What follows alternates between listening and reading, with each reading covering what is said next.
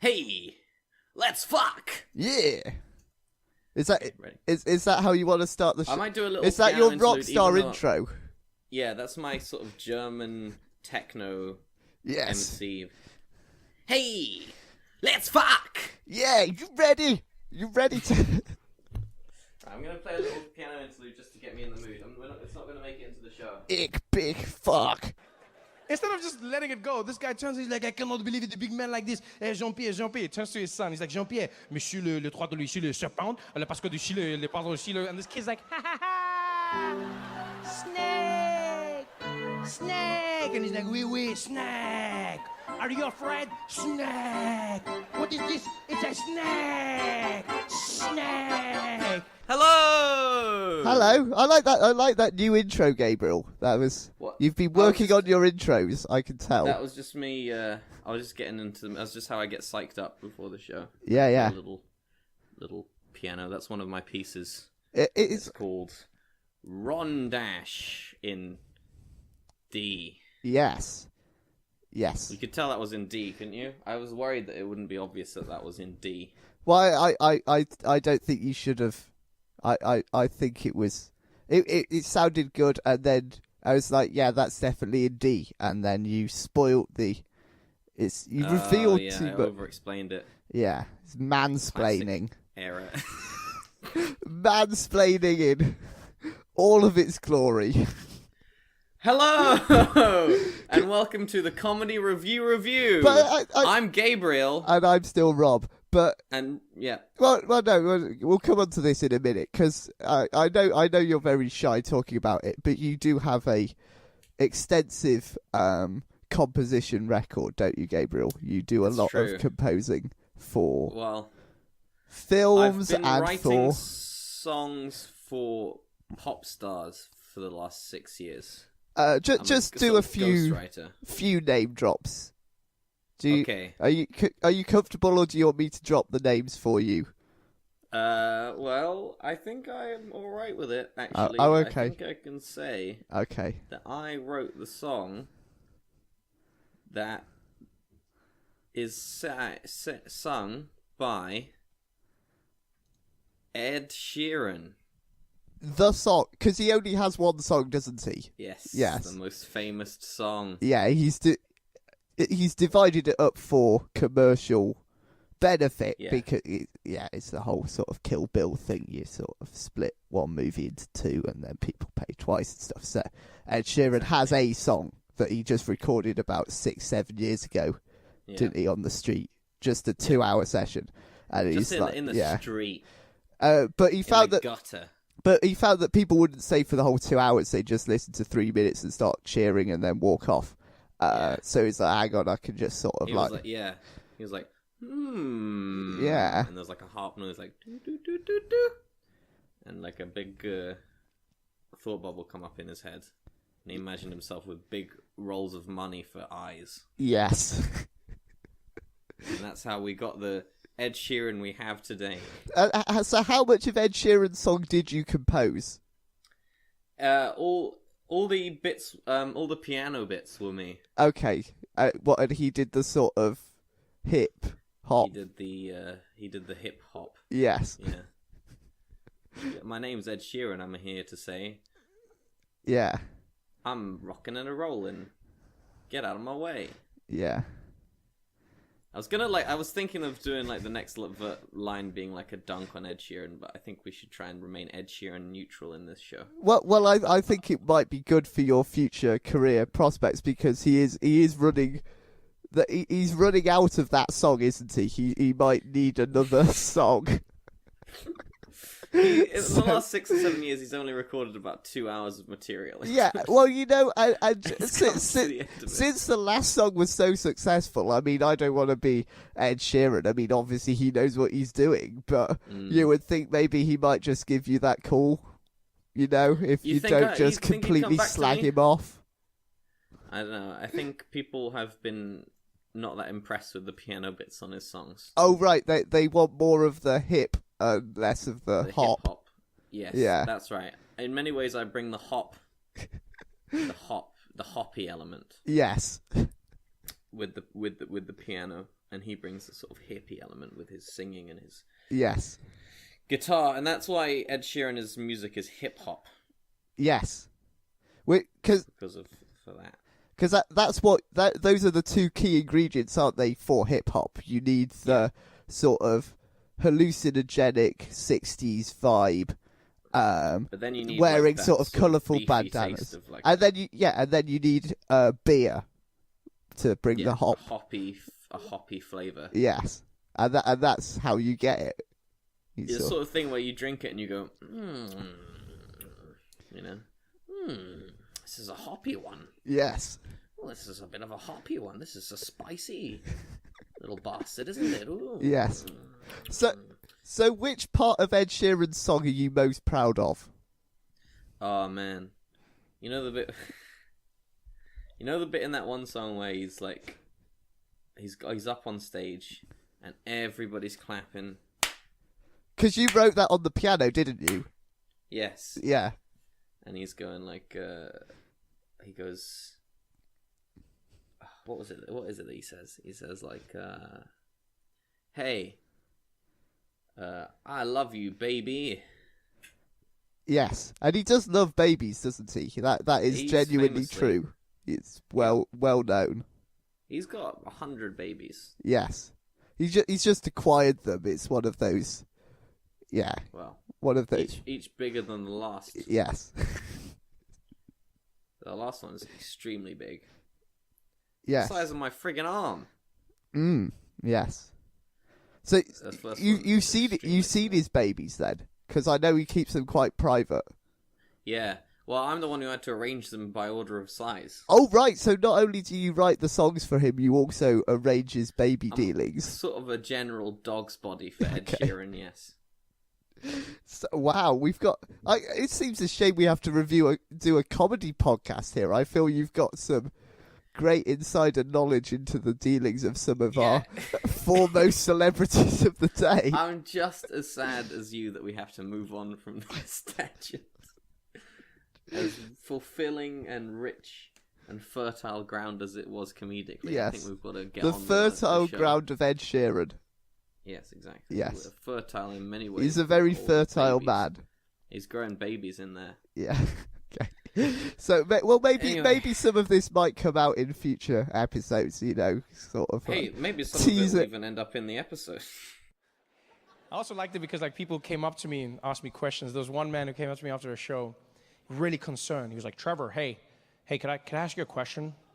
I said, "Yeah, go ahead, my friend." He said, "Hey, Trevor, I just wanted to know when Donald Trump says all these horribly racist things, do you sometimes just want to, pack it up, leave America, go back to South Africa and escape all this racism?"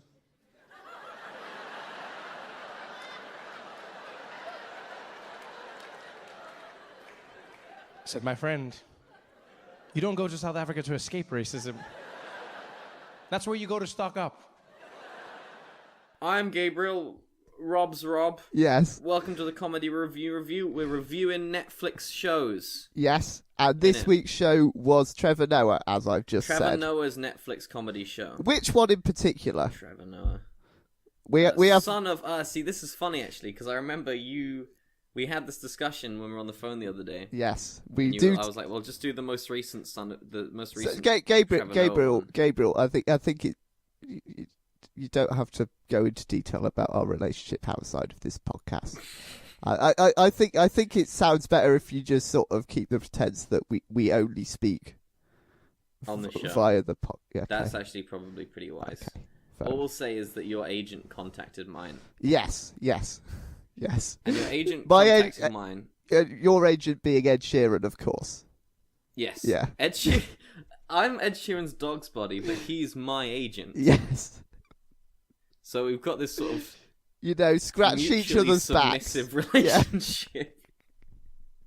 Yeah. I sort of grovel around in the dirt and I, make little sculptures for him and write him songs and stuff. And he is the one who has to deal with your awful agent. But who is awful? Is it? Yes. Your agent's terrible. Where did you find him? Well, okay. I mean, I don't think he's terrible. He is terrible. He's just forceful and he's vulgar. So crude and rude. Yes, but that's what you need to do business. I didn't want to get someone who would go around shaking people's hands. You know what I mean? I've got to insert myself into the industry. You know, my agent met your agent. Ed Sheeran met your agent. Yes, and your agent had his finger out his fly. And he was saying, "Ooh, look at my little willy. Look at my willy, everyone." It was his little finger as well, wasn't it? It was his little finger. The smallest finger. Yes. And he was saying, "I've got a little baby's willy. Yes. I've got a baby's willy." Yes. And Ed Sheeran was like, "You shouldn't joke about baby's willy." Yes. I've seen enough in my time, you know. He was so angry. It's not an accurate representation. He kept saying to me when he got home, he was like, "I can't believe you said that." But it's not funny. I just saw that as a nice, innocent icebreaker, you know? It's a way of sort of... Because you can't just go in and just go, "Oh no, I'm a businessman, let's do business." You know? No. People don't want that. They want a bit of a... They want to feel laugh like, and a sigh. They want to feel and like you're just a human being. Yeah. Yeah. And what does every human being have? They have a little finger. Little baby Willy. A little baby's Willy. That's what my wife says anyway. Okay. But you didn't tell me you had a wife. Oh, let's not get into it. Okay. Let's not talk about it. Okay. Let's move on. Okay. Your agent come up to Ed Sheeran and he says, "You know, which Trevor Noah show are we going to review?" And Ed Sheeran says, "Hey, just do the most recent one, dude." Yes. And your guy's like, "Does it have willies in?" You guy, yeah. He was like, "Does it have willies?" And then he was going like, "Wow, wow, wow." And he was like pretending to tip his head and going like, "Wazooga, Yeah. wazooga." Well, he likes to think that he is a guitar effects pedal. It's one of the it's a condition he has, and your agent has so many conditions though. It's well, hard to keep track of them. it makes him kind of endearing. I think you never know what's going to come out of his mouth next. You know. Sometimes it's just loads of blood. Yes. Just loads and way more blood than you think somebody has in their body. Which was a guitar effect in the 70s. There was well known in the prog rock circuit to have you play a sort of high E, and the blood squirts out of the end, and you're there pointing it at the audience, you know, with your tongue out. It's like, yeah, he's going crazy. Yeah, for the blood. I thought that was part of. I'd assume that was another condition. No. It's part of his guitar effects condition. The guitar effects problem that he has. He is the man is a dangerous lunatic. Well, I find him. Well, he's a leper. Yes, he's obviously got leprosy, and he always acts like he doesn't. He's always like, nah, I've just been biting my nails a lot, and I'm like, your fingers come off. Yes. And he's like, yeah, what am I like? Hazura. Yes. I just stood there like, wow. You know, this bloody guy. Anyway,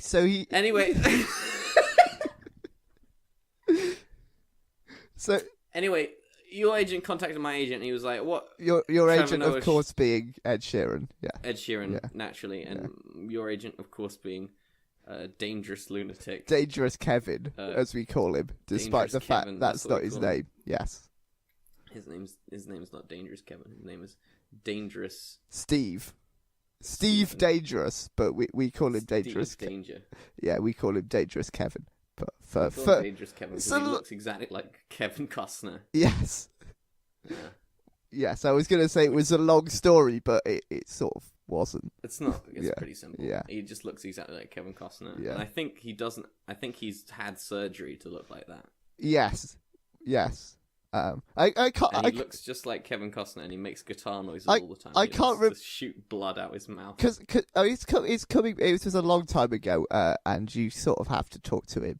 while under influences of certain things. So I don't remember a lot of the conversations I have with him. I think that's part of a thing that he says if we're going to talk business, we have to. Everybody has to drug you before we. Yeah, that's how he works. Yeah, that's just how what we say in this room stays in this room, sort of thing. But I think that we started calling him Dangerous Kevin before he took extensive efforts, and as you are describing, they had quite a few side effects. His attempts to transfer it, he was like, if they're going to call me Dangerous Kevin, I have to look like a Kevin. He's quite insecure like that. Well, do you remember that time when he actually auditioned for a role pretending to be Kevin Costner? Yes. And he went in. There was a role in a film. I can't remember the film, but they wanted a Kevin Costner, didn't they? They wanted a Kevin Costner type. Yes. And then he came in. They were like, "Oh my god, the real Kevin Costner's come to audition for this show. This is amazing. This movie." Yes. Everybody was so excited. And then he did his wiener act. He threw the script away, didn't he? He was like, I don't need the script. Oh my god, he's just going to improvise it. Yes, and there he is, flyers down. He's got his fly down. He's got his entire willy out. And he's going, look at my baby willy. Look at my baby willy. Yes. And then there's a really long pause. Yes. Everybody kind of awkward, strained silence, and then somebody opens their mouth to say something, and he just spews 15 liters of blood at them. Yes, while making the sound effects of a wah-wah pedal. Yes. That's how he ended up in that Kevin Costner movie. I wish I knew what I'll just edit in the name of a Kevin Costner movie. It was Robin Hood, wasn't it? Yeah, that's how he ended up in Robin Hood. Is from that, and he's actually been pretty busy with that, which is why when he met with Ed Sheeran, he evidently didn't know how to pronounce Patricia. Yes. Do you remember that? Yes. I was like, well, just do the most recent one. And he was like looking through the Netflix, and he was like, oh, okay, so that would be son of Patricia. Yes. So I have a feeling you want to move this on to the to reviewing the show, Gabriel. You know what? You're absolutely right. Yes. Okay. I walk up to the truck, and as I get there, this little dude pops out, and he was in a completely different mood to me. You could tell. He just puffed his head. I was like, hey, how you doing, man? You want some tacos? I said, it would be awkward if we didn't. He says, what? Oh, yeah, of course, man, of course. But you never know. Maybe you want something else, yeah? I said, what else do you have, my friend? He said, no, nothing, man. It's a taco truck. Son of Patricia. That's the name 2018 Trevor Noah stand-up Netflix hour. Yes. That we sat down and watched in it. Yes. Rob. It is. It is. And actually, should we see if we can get up? Right, you do some vamping, do some chat. Some vamping. I'm gonna see if I can find the Netflix description. What of the show? Okay. So Trevor Noah is if you don't know, he is a comedian from. Is he from South Africa, Gabriel? I wonder. Yes, he is. Yes. And he's extremely from South Africa. And he is a mixed race comic, although you wouldn't guess that from a lot of his act, because a lot of it talks about him being black. He's a black guy. Yes. And he had a difficult time coming up. His parents were a mixed race couple in apartheid South Africa, which, as you can imagine, was pretty difficult for him. Okay, so Trevor Noah, son of Patricia. Yes. Daily Show host Trevor Noah touches on tacos, runaway snakes, camping, racism immunity, and the lessons he learned from his mother in this comedy special. Yes. Now, what do you think about that? What, as an intro? As a description of the show. I think that's a fairly fair description of what I saw. It is a comedy special, isn't it? There's no arguing that. What makes it a special? He does touch on those subjects. You can't say that he didn't touch on those subjects. What makes it a special? It's like when you look at those sort of restaurant for a menu for a Chinese restaurant, and you get you look down and it's got like chicken special, and it's like what is it that makes the chicken special? So what is it that makes the this exact same thing? Okay, which is it means that it comes with like peas and prawns and stuff. Yes. And that's the same with Netflix comedy special. It means that if you watch it, you get some peas and prawns and stuff as well. Yes. And you can eat that. Yum, yum, yum. Okay. What would be the peas and prawns of comedy? I like to think the peas are the funny jokes. And the prawns are saying the N-word 55 times. Yes. Yeah. So, good show. Great show. Okay. Should we dive into the review? Well, let's start as the show starts, because this isn't the first show we've seen on Netflix which feels the need as its opening shot to have a picture of the sign which says sold out. Yes. Of the show. I don't know what you feel about that, whether you feel that's necessary for a well-known act to start their comedy special just by reminding their audience that they're successful. You know, I have no idea. I don't know enough about the actual logistics of the signs of theatres to know whether you have to include the sold out bit. Yes. And so they were just doing just a generic, exterior shot that happened to include sold out, or if that bit is there to tell you that it's sold out. It's probably a bit of both, isn't it? Or if it's a sign of incredible insecurity on behalf of the act, that they feel that they have to constantly remind their audience that they are. Well, you might not like it, but it's successful. Well, I've noticed that all these Netflix specials seem to be filmed in the same theater. Have you noticed that? What, almost as if they have some kind of insider dealing with the... I think that these are filmed by Netflix, and Netflix has its own theater that it does this stuff in.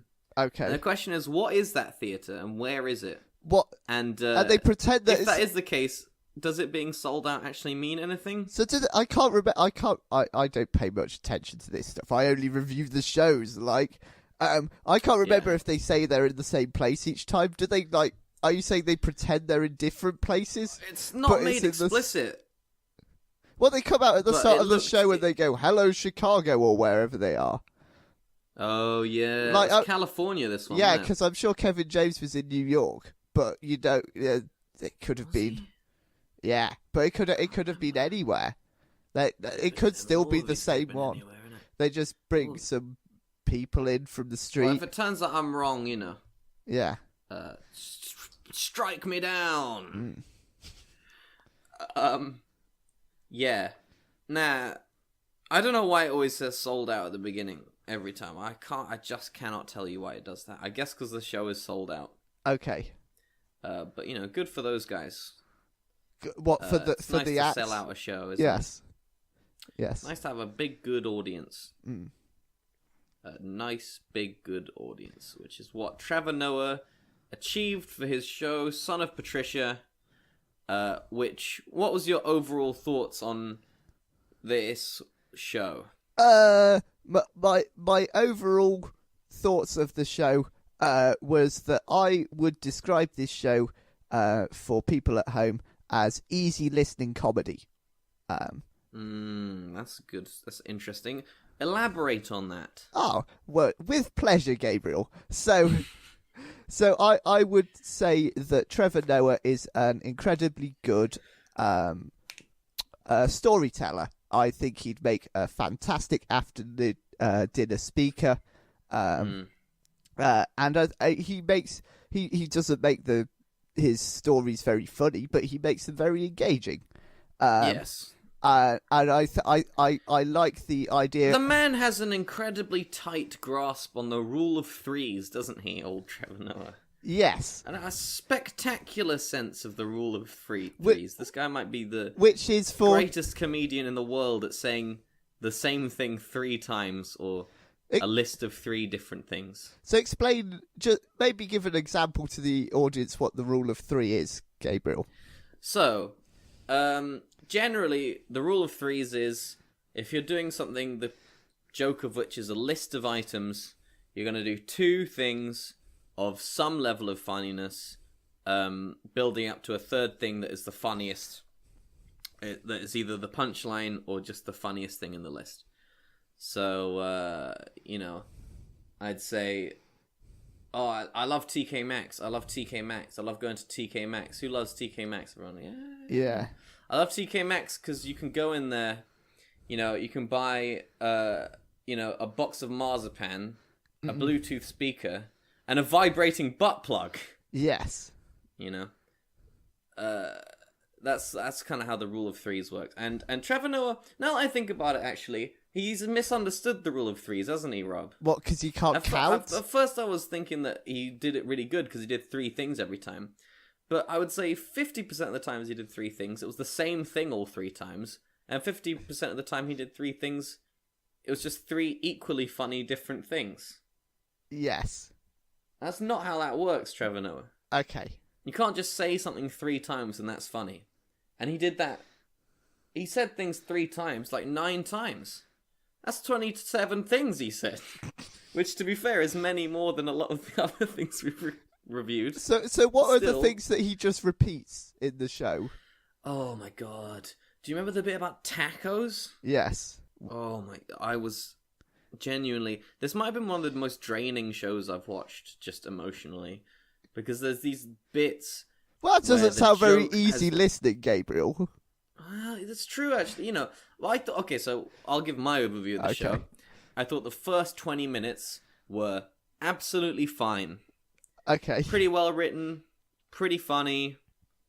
Well, I've got a list of the things that he talks about in the first 20 minutes. He talks about trap music babies. He talks about how black people don't like camping. He talks about trip to Bali, and he brings in a little bit of stuff about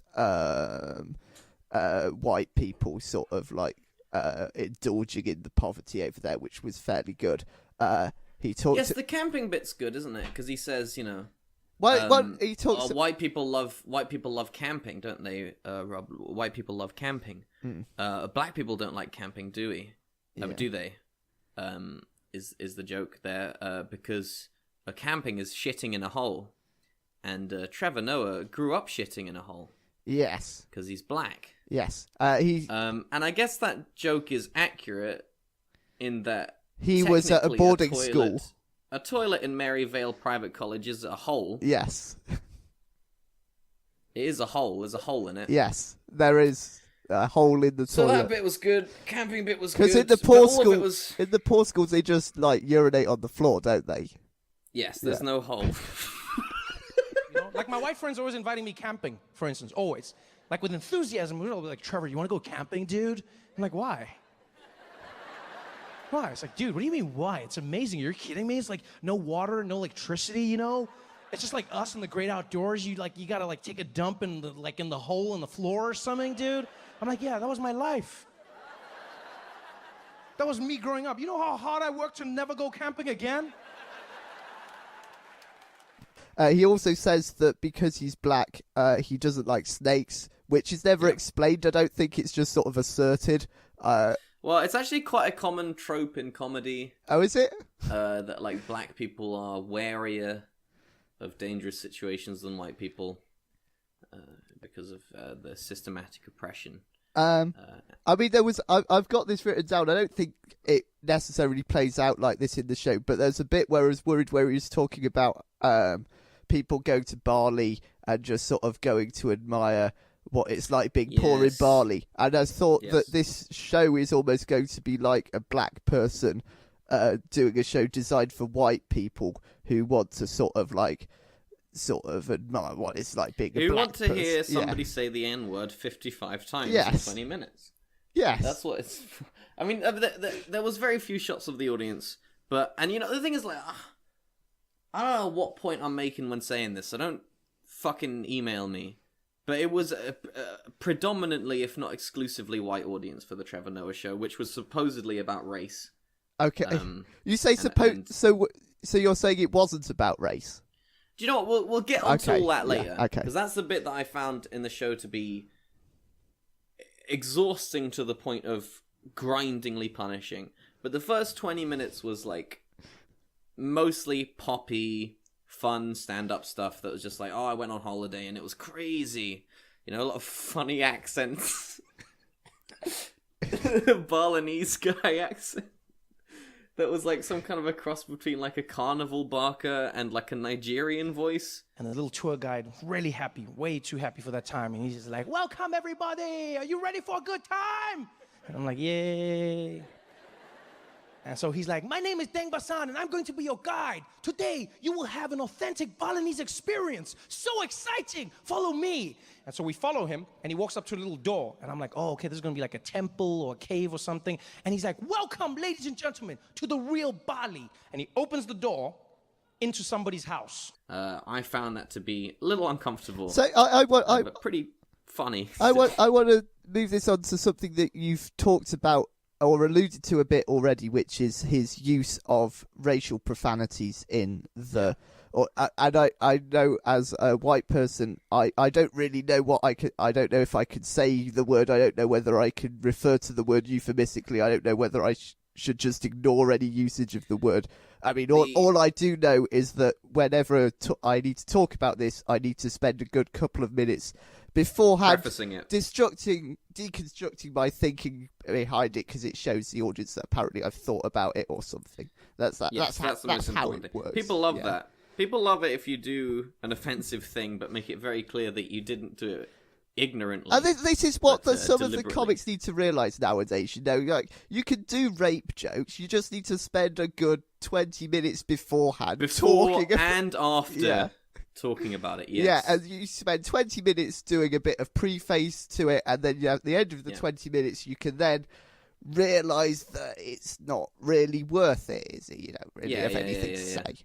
So you spend 20 minutes setting up the joke. You go, oh, you know, it's a tense time in the world, and I don't want to, you know, cause any offense. All I'm trying to be is, you know, I've been thinking about it, and I've been thinking about the meaning of offense and where we get these ideas from and stuff.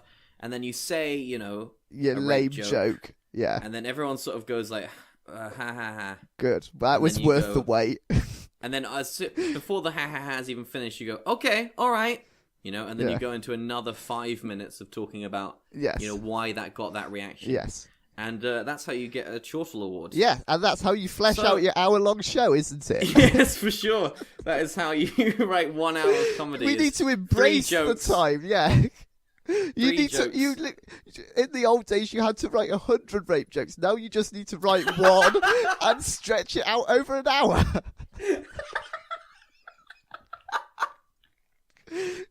That's how comedy works now. Embrace it. Yeah, that's what I say. You can write 100 shows with the material that would only fill one show in the past. So stop whining about it. It's true. That is very true. You know, the comics of nowadays have become a little bit lazy. Because at the end of the day, you could go a whole career only writing 5 or 6 rape jokes, and coast off of that. Back in the day, you know, Bernard Manning he had to. Oh my the God. amount of racist jokes he had to write, he could have. This guy sold out arenas for centuries nowadays. Absolutely. Are you kidding me? Yeah. Anyway, so. But the first 20 minutes was fine. It's basically what I'm getting around to saying. Funny accents, funny stories about being on holiday.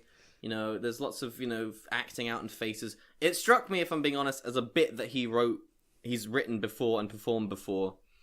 That was sort of like the meat of the show to like get you comfortable for the rest of the show, which was new material. That's if I'm guessing, I would say the first 20 minutes is a funny story about being in Bali that has been a staple of his comedy probably for a while. Okay. And the next 40 minutes of the show are just excruciating, dull, repetitive offensive shit. That made me actually angry. Well, okay, so this is interesting because I don't think I got the same reaction. I'm not saying I liked it, but I think I got a different reaction to it. When you say that he repeatedly used the N-word, and I don't think we got to the bottom of whether I could, whatever, right? I would say the broad consensus is you should say the N-word there, Rob. Okay. Okay. We're learning together on this show. The N-word. Were you uncomfortable when he used it? Is that what you're saying? Yes, I was. Okay, so that's interesting. Because, I mean, I remember, I don't want to dwell too much on other sources of entertainment on this comedy show, but I remember when I went to the cinema recently to see Black Klansman, I was really struck. But it's one of the best movies I've seen, especially in the cinema. And the thing that really struck me about it and its use of racial profanities was the power. I mean, these are words that I feel uncomfortable hearing all the time and sort of uneasy about. But I've never felt more uneasy and more aware of the power and the context and the malice and the impact of these words when they were said in that film. And it's the fact that often when you say, like, usually if you repeat profanities, like when I say fuck on this show, people sit up and go, what's he talking about? Right? Rob never swears. When you say it on this show, people just don't care because you say it all the time. But every time racial profanities were used in that film, it sort of escalated and it sounded worse each time. I say that because for me, I don't think I've ever felt less uncomfortable with it. It just sort of washed over me in a state of apathy. Our Trevor Noah's just saying words again. So it's different around the world, and I get that. You know, it's a privilege I have in dealing with the N-word. You know, in South Africa, no one was called a nigger. All over Africa, no one was oppressed using that word. So that word has no power. Anywhere you go, nigger, nigger, nigger, nigger, nigger, nothing. You know? Whereas right now, I can feel the tension in this room. I can feel it. Yeah, some people are like, God damn it, was it like 7 times? I get it, Trevor. That's my quota for the year. Come on. The way I felt about it was that it was not a million miles away from if I had come on stage, talked extensively about how the N-word had no impact on me because it had never been used historically to oppress me or anybody I knew or my people. Right. And in that act said the N-word 55 times. He has a bit where he goes, you know, the N-word in Xhosa is, it means to give. So for me, it just brings back happy childhood memories. And you're sort of like, well, good for you, mate. So did you feel uncomfortable about this at the time? Had you done research into Trevor Noah beforehand, or do you now feel... Well, no, he explicitly says in the show that it's not a racial term in South Africa where it comes from. It's not a racial term that has any, like, historicity to him. It doesn't have any meaning or impact, you know, for him as a person who's not a descendant of black slaves. He's just a South African guy.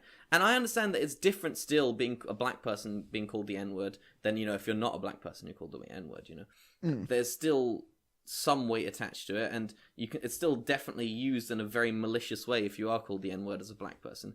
But to go up as somebody who has no cultural connection to the N-word and say that it doesn't bother you when people call you the N-word is, like, simultaneously so smug and so dismissive of the experiences of, like, actual black descendants of slaves, American African people. I thought it was, it didn't make me go, this guy is evil and reprehensible. It just made me go, I just thought, you know, it's this incredibly stupid thing to base the last 40 minutes of your show on. It's not funny, it's not clever, it's clearly not well thought out. It doesn't get what it's, you know, for somebody who apparently thinks so much about race, how could he so completely misunderstand what the weight of that word is, you know? I thought it was just stupid. It just annoyed me. I just thought it was stupid. I thought you could have written this show about anything, you know, and you just used it as an excuse to say the N-word 55 times to a room full of white people who were like relieved that, hey, this is the context where it's okay. You know, I thought it was fucked up. So would you? So the analogy I used earlier about sort of people going to Bali, who went round the house in Bali that you talked about, and how they were all admiring the thing, is that, is it you live here and sort of like, Yes. are you saying that that's what the show was like for you, just a load of white people listening to a guy? Imagine that the guy who lives in the house is actually just an actor pretending to be the guy that lives in this house, and actually none of it has any effect on him, but he's profiting from the misery that people perceive him to be undergoing. Yes. Okay. Fair enough. I thought it was bad. Think about that for a second. Somebody's just escaped slavery. They've made their way there, finally. All right? They wake up after one night of free sleep. And they walk out and it's just like, hey, man, I just want to say thank you so much for everything you did for me, man. Well, you know what, my friend? Nobody deserves to live the way you lived, and I'm glad we got you out. Thank you so much. I appreciate you, brother. Thank you, my friend. Okay, all we got to do now is get you some paperwork, get you cleaned up, and put you on a boat, get you to Canada, and you can live a free life, and everything's going to be better. I'm sorry, hold up. Yeah, could you come again? What did you say? Oh, I know, the paperwork thing is weird, but we got to get you some identification. No, you said something about a boat? Yeah, we're going to get you on a boat so you can get to Canada. I don't, we don't do boats no more. I don't know if you know our history, but me and my people, we took a cruise one time. That shit didn't go so well. So, yeah, we got to find another way to get to Canada, if you don't mind. No, but the boat is the best way for us to get there from Rochester. Yeah, that might be the best way for y'all, but we going to walk. Hell, we can run real good. We can run, but we ain't getting on no boat. My friend, you got to get on the boat. Man, I ain't got to do shit. I just got free. Imagine if I get on that boat and on the other side I'm in the same place. What they gonna say to me? Why'd you get on that boat? Because he was real nice. Oh, hell no. I ain't getting on no boat. Well, you gotta get on the boat, though. You're free now. You gotta get over this. Look, man, maybe one day in a few hundred years, one of my descendants named Kanye West will be over this shit, but I ain't over it right now. So I ain't getting on no boat. We gotta get you on the boat, damn it! I'm not getting on no boat! And that was the day the phrase "nigga please" was invented. But you know, that part pissed me off. And again, like, I keep, like, the classic comedy thing, I'm gonna preface everything at great length, because like I said, I'm not the king of the N-word. I'm not the one who gets to say whether it's okay to say the N-word. I've not got a big scepter with the N-word inscribed on it that I can touch your shoulder and go, you have got a pass. I personally found it to be fucking ignorant, but that's not even the thing. You know, that was just part of what I found to be utterly dreadful about the last 40 minutes of the show. I think it's interesting. I think we've got kind of different reactions to the show, and you're sort of making me wonder whether I've been racist in watching the show, in that I just sort of saw Trevor Noah go on stage and just go, oh, it's just another black person doing. Well, I don't know if that's necessarily what my thought process was, but I just thought it's just sort of stock material. He's not really saying anything. I think he's relying on you having that reaction. I think he's relying on you thinking of him as just a black American. But as somebody who's done some research into him, you see that as a completely disingenuous position to... I do feel that way, yeah. I do feel that way. And I don't doubt that in his time in America, Trevor Noah has experienced racialized, attacks. And that people... I'm sure, as a famous person in the age of the internet who's black, he gets unconscionable shit thrown at him.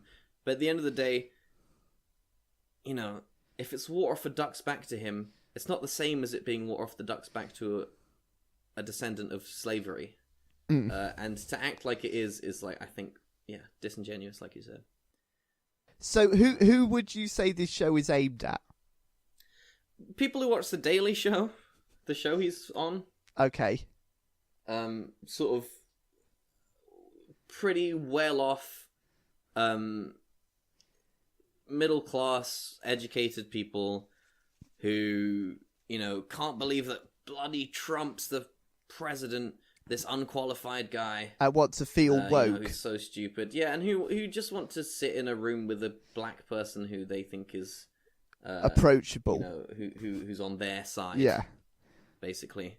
And hear his stories about going on holiday in Bali and hear him say the N-word a million times. I think it's for a very specific kind of like... that famous thing of like... That placard held up at some anti-Trump rally that said, if Hillary had won, we'd all be at brunch right now. Sort of politically disconnected people who want some sanitized racism. Yeah, exactly. Basically, exactly. And I'm not saying that I'm a massively politically connected person, and I'm not saying that I've got a great deal of involvement with the actual struggles going on in the world today, but I do like to think that at least I'm not one of these people who sees it all as just a recurring cast of characters to get angry at on Twitter and then and watch and laugh at Trevor Noah talking about it and generally feel a little bit comforted by the fact that you're on the right side of history at the end of the day and then do nothing about it. And that's kind of who I feel that show is aimed at. It's aimed at people who want to feel like they're on the right side of history without having to do anything other than pay 40 quid for a ticket to a Netflix filming. Well, I think this is why I describe the show as a easy listening comedy thing, because he, like I said, I think he's a accomplished storyteller. He raises issues which all of his audience will immediately just think that's perfectly fine. I agree with that, but he doesn't go into any detail of them. His deconstruction of Trump is that Trump is an idiot and he's not presidential and he wants to build a wall. Oh my god! Yeah, hang on. Let me just. What I'm gonna do? I'm gonna queue up my response to. I'm gonna queue up the clip of his first big Trump punchline, and then I'm gonna queue up the clip of my live response to it. Okay, you ready? Okay. So, here we go. Here's the clip. So now I'm here and I'm frazzled and I'm like, Mr. President, I'm so sorry, I didn't mean that. You don't have AIDS. You definitely, and even if you did have AIDS, there's nothing wrong with having AIDS. There's no stigma. We can still be cool. Actually, I don't even know why I'm saying this. I'm so sorry. And he's like, Trevor, calm down. Trevor, calm down. I was like, I'm so sorry, Mr. President. I'm so sorry. I shouldn't have said I'm probably the dumbest person you've ever met, Mr. President. He's like, no, Trevor, calm down. I'm the dumbest person you've ever met. He's like, no, Trevor, that's not true. I've met Trump. Yes! Yes! Woo! Yeah. Yes! Ah! Yeah, I could man, tell. that guy fucking He takes speaks on the truth. Trump. Yeah. He takes on Trump. This guy's speaking truth to power, motherfucker. Yeah. This guy's getting out there, yeah? And he's getting his crosshairs, yeah? And he's putting them over the Trump, man. He's the president of the United States. Yeah. He's the friggin' president. Yeah. You can't, and he's having a go at this guy saying he's stupid. That is, but this guy's fucking Lenny Bruce, man. Oh, yeah. Shit. Yes. Fuck. Yeah.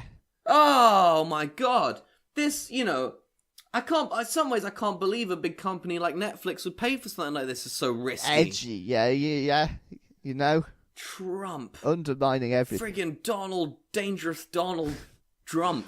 Yeah. So these are the messages of the show. Trump is an idiot. Obama and tacos are awesome. Racism is bad. That should be the punchline. I forget the intro you said. That should basically be Trevor Noah, Sons of Patricia. The show summed up like that. But if you think of easy listening music, I don't know what you'd say was easy listening music. For example, I'd say Fix You by Coldplay is a classic example of an easy listening song. It's a song that's clearly about somebody who's going through a difficult time, but it doesn't in any way deal with any of the issues. No. It's incredibly removed doesn't do anything from it to make you uncomfortable. It's just a guy feeling sad about somebody else. It's incredibly sanitized. That's what I felt about this show, really. It sort of touches on a number of sort of hot potatoes in a way that seems so bland and inoffensive that it just sort of washed over me. Yes. It touches on the hot potatoes just long enough to go. With the that's thickest oven gloves you could possibly imagine. Just Exactly, transports yes, exactly. them from one table to another and leaves them there. Yes, exactly. It takes the hot potatoes off your with a pair table. of fucking welder's gloves Yes. and a pair of tongs. It takes them and off your transports table. it directly to the fridge Yes. to be forgotten about. To cool down.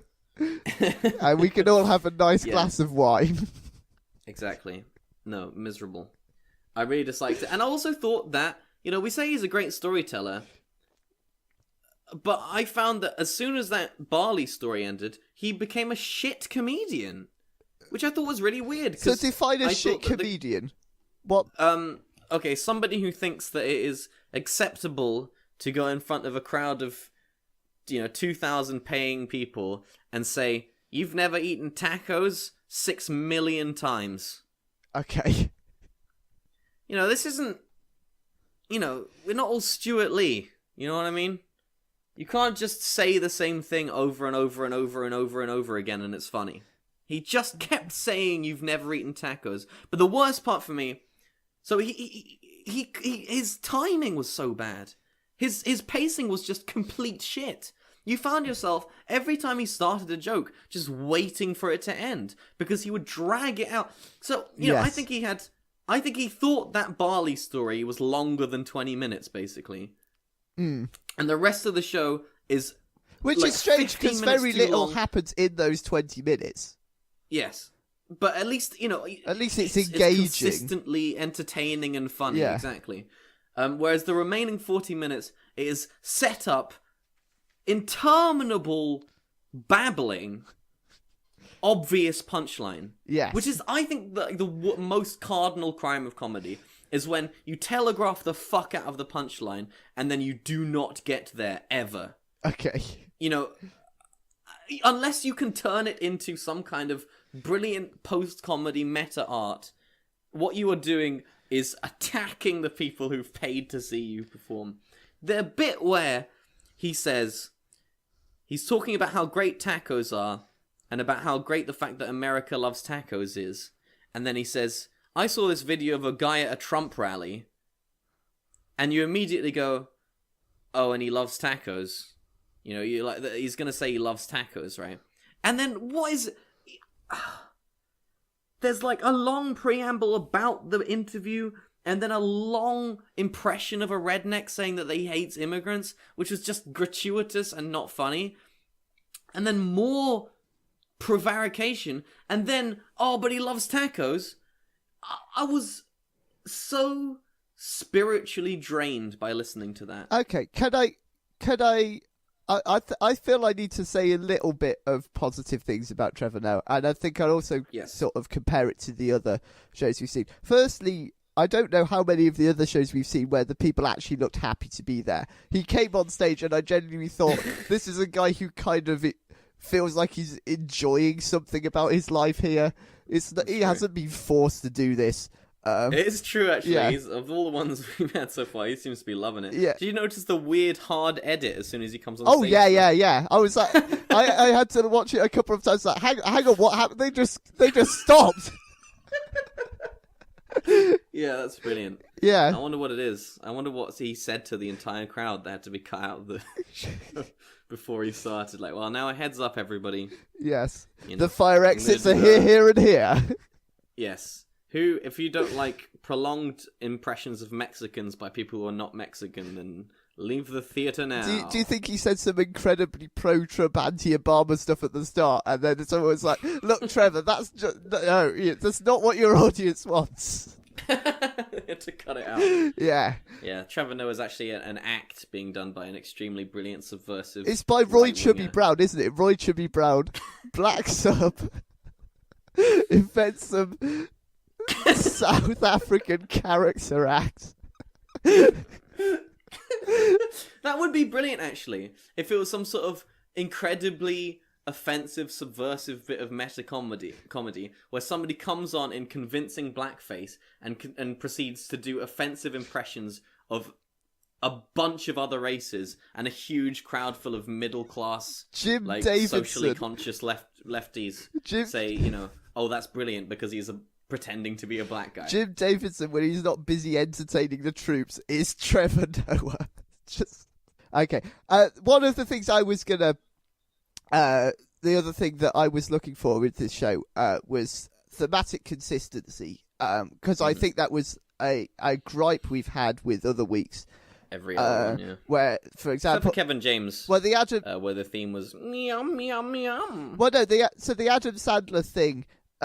He just does an hour of stuff and then just decides to make it sentimental, which I mean, at least is thematically consistent with every other Adam Sandler thing you've seen. Yes, that's but true. It's incredibly jarring, just as a piece of comedy.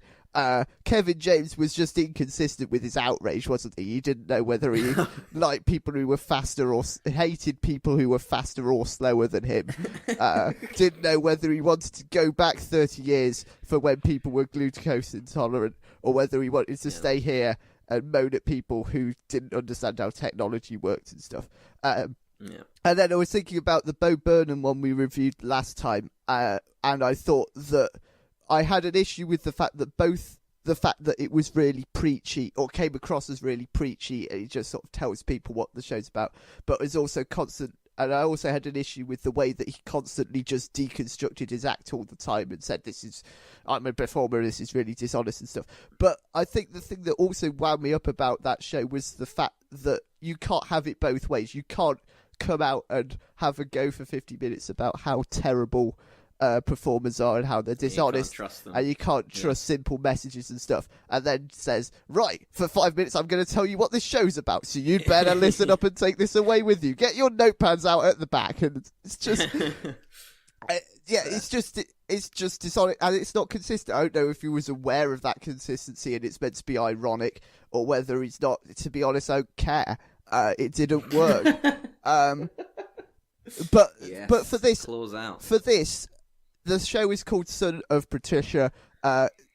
Trevor Noah does the thing where you call a show a thing, and then 5 minutes from the end you tell the audience, explain what the title means, and they go, "Oh, it all goes together." But he says, the show is called Son of Patricia is called that because it's his mum, and his mum basically has a motto of life, which is that don't let the racists have the pleasure of seeing your pain. I mean, you could insert the clip where he says that if you want at that point, which I'm sort of paraphrasing.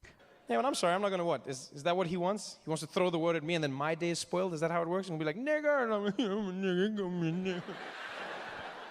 I don't have time for that, man. My mom always used to say, she said, you can't control what people do to you, but you can control how you react. So I promised myself, I said, I'll never give a racist person the pleasure of seeing my pain.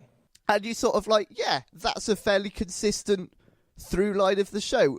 You've just sort of moaned about how you don't like tacos and snakes and stuff. I don't feel like I understand any of your pain.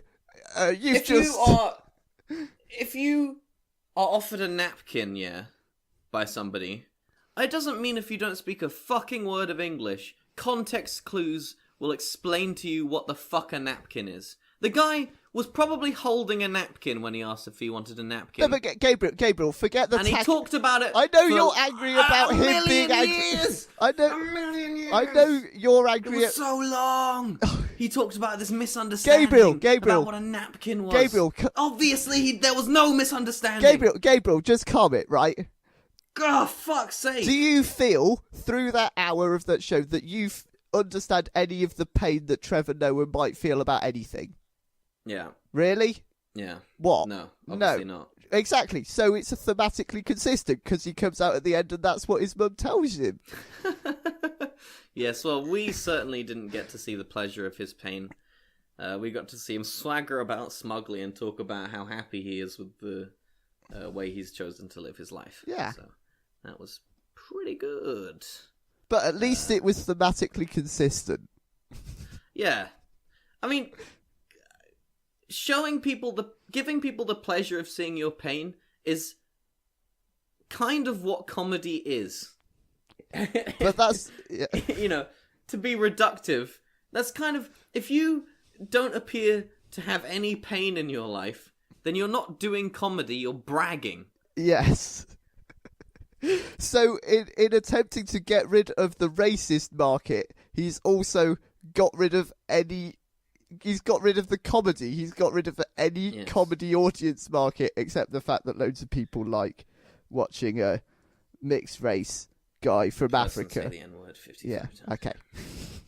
Exactly. Do you have any? Yeah, I found it to be exhausting and unfunny and smug and sort of morally bad in that it's designed to sort of be like a salve to people who are worried that the world is too political nowadays. You know, and people who are worried that, you know, old Trump is up there making trouble. You know, it's a salve to people who are worried that maybe they're racist. It's a salve to people who are worried that, you know, the world is bad and it's getting worse. It's designed just to make you feel comfortable with your understanding of the world, and in that way I think it's sort of evil. So should we get around to the scores? Oh, what the scores?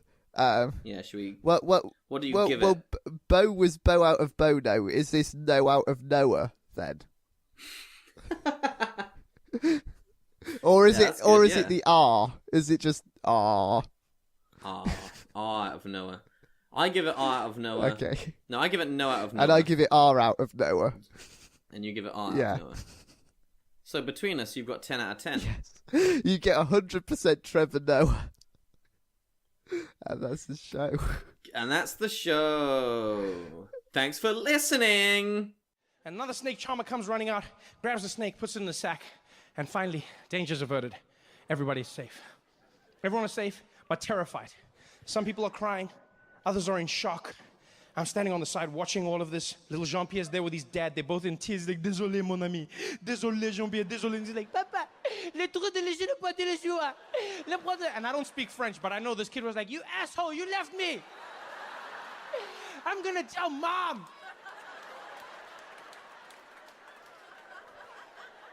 And so I'm staring at them, and I guess they could feel that I was staring.